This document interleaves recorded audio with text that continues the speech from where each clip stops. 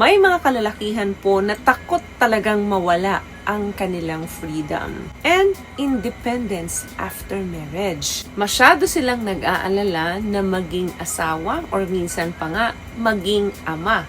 Maitim ba skin? Underarm at singit mo? K-Skin ang bahala sa'yo. Premium ang ingredients, paraben-free and sulfate-free, and FDA-approved, kaya safe for everyone. With K-Skin, ibalik ang alindog mo.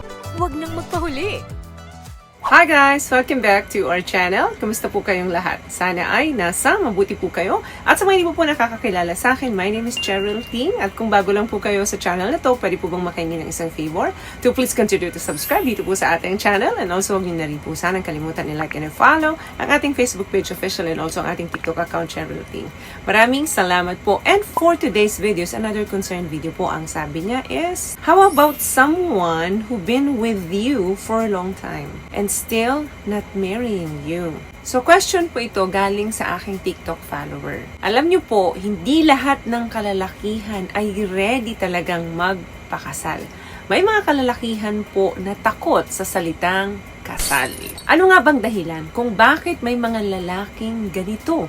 So, yan ang pag-uusapan natin sa videong ito. Nagtataka ka, ang tagal nyo na sa relationship, magkasama na kayo sa iisang bubong at minsan may anak na kayo pero ang inaantay mong pagtatanong na sa'yo kung will you marry me ay hindi niya pa rin sa'yo ibinibigay. Mag-iisip ka nga naman kung ang lalaki bang ito ay tunay kang mahal o hindi. May mga dahilan tayo na pag-uusapan dito na pwedeng yun nga ang dahilan kung bakit hindi ka pa rin pinapakasalan ng partner mo despite na ang tagal naman ninyo sa relasyon. Number 1, ang fear of entrapment. May mga kalalakihan po na takot talagang mawala ang kanilang freedom and independence after marriage. Masyado silang nag-aalala na maging asawa or minsan pa nga maging ama, na magkaroon ng responsibility sa mga ito. May mga lalaki naman na willing maging ama pero hindi willing maging asawa. Another thing kung bakit possible na takot sila sa salitang divorce or annulment.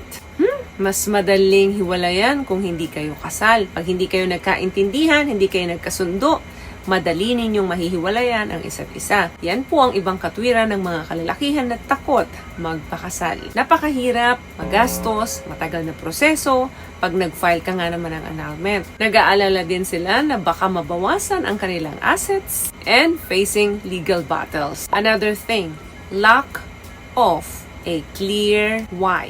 Bakit ba ako magpapakasal? Pwede naman kaming magsama nang hindi ako nagpapakasal sa kanya. May mga kalalakihan po na walang malinaw na purpose kung bakit kailangan nila magpakasal. At hindi rin sila naniniwala sa benepisyo ng kasal. Especially kung meron silang trauma doon sa kanilang past relationship. Minsan, naitatanong nila sa sarili nila kung ano ba talaga yung value ng marriage sa buhay nila. So hanggat hindi clear ang salitang bakit, hanggat hindi nila ito nasasagot, hindi talaga papasok yan sa salitang kasal. What I love about this product, itong No More Dark Secret ng K-Skin, bukod sa may advanced whitening na siya, na kung saan pwede niyang matulungan na pumuti yung mga singit-singit mo, moisturizing, meron siyang anti-irritation, antibacterial, maintain healthy pH level. Hindi lang pambabae, meron din po tayong pang lalaki. Another thing, yung design nila sa kanilang personal growth and sa kanilang personal freedom. May mga kalalakihan talaga na priority nila ang kanilang goal sa buhay. Like self-development, career growth, kaya iniiwasan nila yung mag-settle down doon sa partner nila. Kasi nga naman, iniisip nila na kapag ito ay legal na asawa na nila, ay pwede nang manghimasok legally or makialam sa mga gusto nila once na ito ay asawa na nila. Another thing, pwede rin namang financial concern. Cost of living, job insecurity, and financial commitment, isa yan sa mga takot ng isang lalaki, lalo na pagdating sa usapang pag-aasawa, pakaramdam nila, malaki na yung responsibility nila dun sa partner talaga nila once ito ay legally na asawa na nila.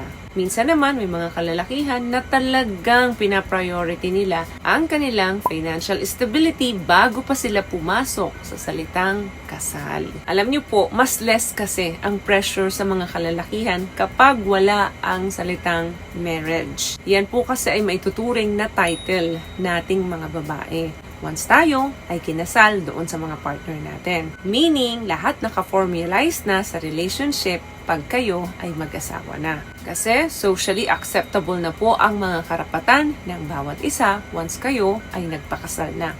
May mga lalaki pong takot dito. Sanay sila na pamunuan ang kanilang mga sarili. Hindi ibig sabihin na hindi ka mahal ng partner mo, but instead, takot siya doon sa mga salitang formalized or socially acceptable. Or pwede rin doon sa salitang title.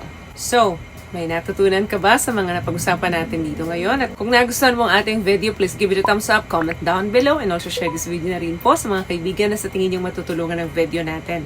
Once again, palagi po kayong mag-iingat at palagi po kayong manalangin. Thank you guys for watching and see you in our next one. Always love yourself and be a blessing. Bye!